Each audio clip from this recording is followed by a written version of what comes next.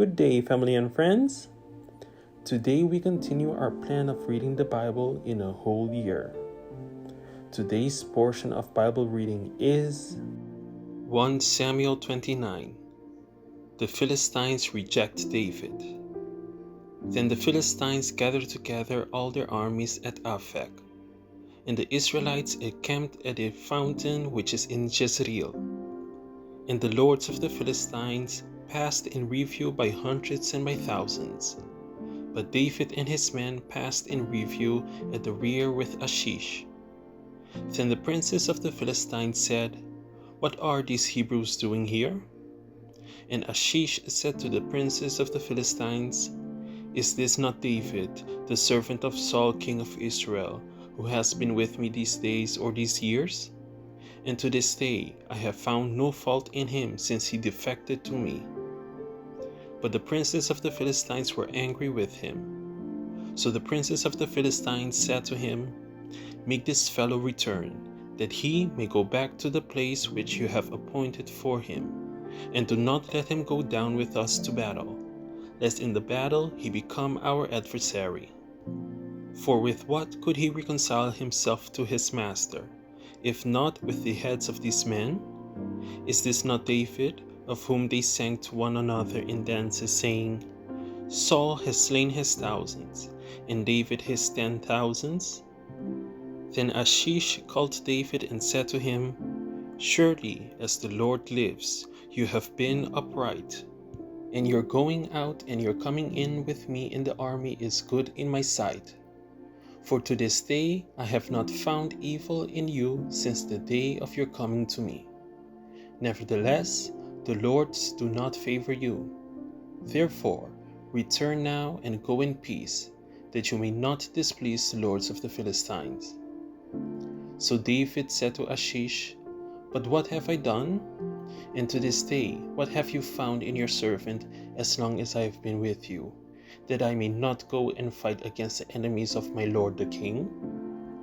Then Ashish answered and said to David, 'I know that you are as good in my sight as an angel of God. Nevertheless, the princes of the Philistines have said, He shall not go up with us to the battle.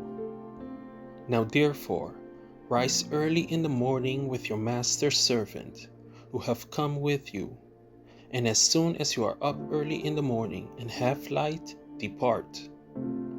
So David and his men rose early to depart in the morning, to return to the land of the Philistines, and the Philistines went up to Jezreel. 1 Samuel 30. David's conflict with the Amalekites. Now it happened, when David and his men came to Ziklag on the third day, that the Amalekites had invaded the south in Ziklag, attacked Ziklag and burned it with fire, and had taken captive the women and those who were there, from small to great. They did not kill anyone, but carried them away, and went their way. So David and his men came to the city, and there it was, burnt with fire, and their wives, their sons, and their daughters had been taken captive. Then David and the people who were with him lifted up their voice and wept, until they had no more power to weep. And David's two wives, Ahinoam the Jezreelite, and Abigail the widow of Nabal the Carmelite, had been taken captive. Now David was greatly distressed, for the people spoke of stoning him, because the soul of all the people was aggrieved, every man for his sons and his daughters. But David strengthened himself in the Lord his God. Then David said to Abiathar the priest, Ahimelech's son, "Please bring the ephod here to me." And Abiathar brought the ephod to David. So David inquired of the Lord, saying, "Shall I pursue this troop? Shall I overtake them?" And he answered him, "Pursue, for you shall surely overtake them, and without fail recover all." So David went, he and the 600 men who were with him, and came to the brook Bishor, where those stayed who were left behind. But David pursued, he and 400 men, for 200 stayed behind, who were so weary that he could not cross the brook Besor. Then they found an Egyptian in the field and brought him to David, and they gave him bread and he ate, and they let him drink water. And they gave him a piece of cake of figs and 2 clusters of raisins. So when he had eaten, his strength came back to him, for he had eaten no bread nor drunk water for 3 days and 3 nights. Then David said to him, "To whom do you belong, and where are you from?" And he said, "I am a young man from Egypt, servant of an Amalekite, and my master left me behind, because 3 days ago I fell sick.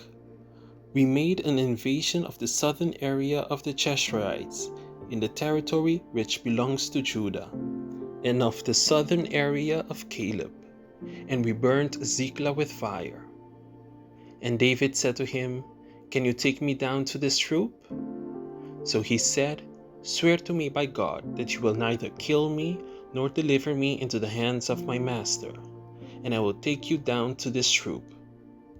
And when he brought him down, there they were, spread out over all the land, eating and drinking and dancing, because of all the great spoil which they had taken from the land of the Philistines and from the land of Judah. Then David attacked them from twilight until the evening of the next day.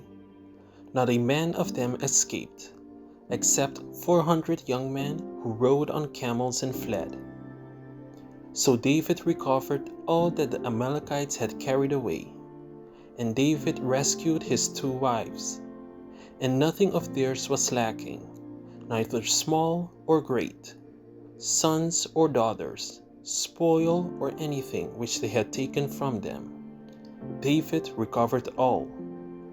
Then David took all the flocks and herds they had driven before those other livestock, and said, "This is David's spoil."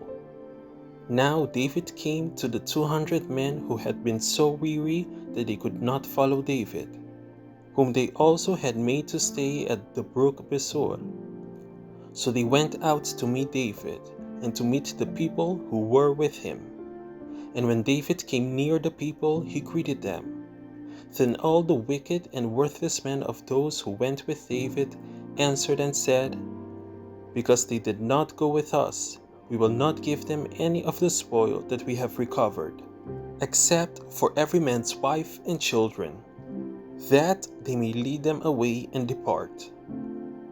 But David said, "My brethren, you shall not do so with what the Lord has given us, who has preserved us and delivered into our hand the troop that came against us. For who will heed you in this matter? But as his part is who goes down to the battle, so shall his part be who stays by the supplies. They shall share alike." So it was, from that day forward, he made it a statute and an ordinance for Israel to this day. Now when David came to Ziklag, he sent some of the spoil to the elders of Judah, to his friends, saying, "Here is a present for you from the spoil of the enemies of the Lord."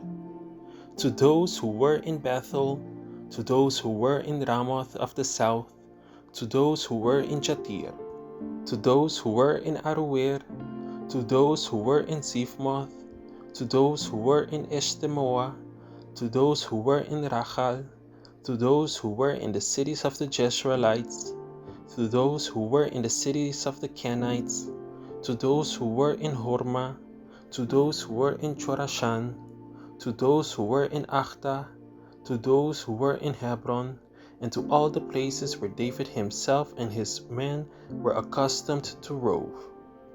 1 Samuel 31.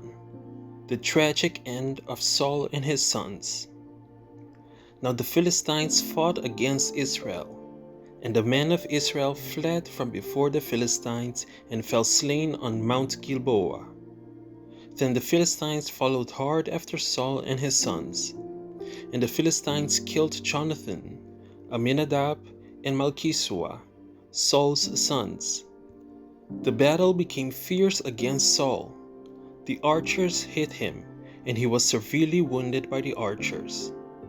Then Saul said to his armor-bearer, "Draw your sword and thrust me through with it, lest these uncircumcised men come and thrust me through and abuse me." But his armor-bearer would not, for he was greatly afraid.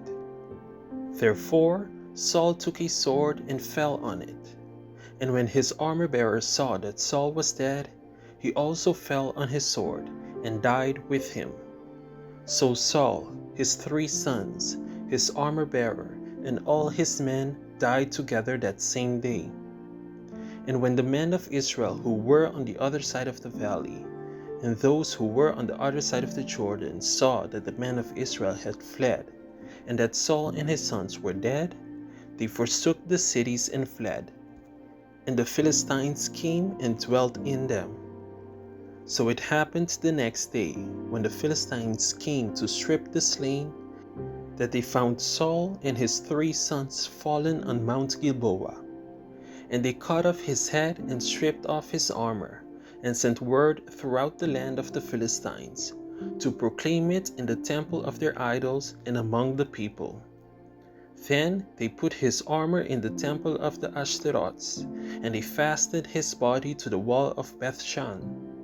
Now when the inhabitants of Jabesh Gilead heard what the Philistines had done to Saul, all the valiant men arose and traveled all night, and took the body of Saul and the bodies of his sons from the wall of Bethshan, and they came to Jabesh and burned them there.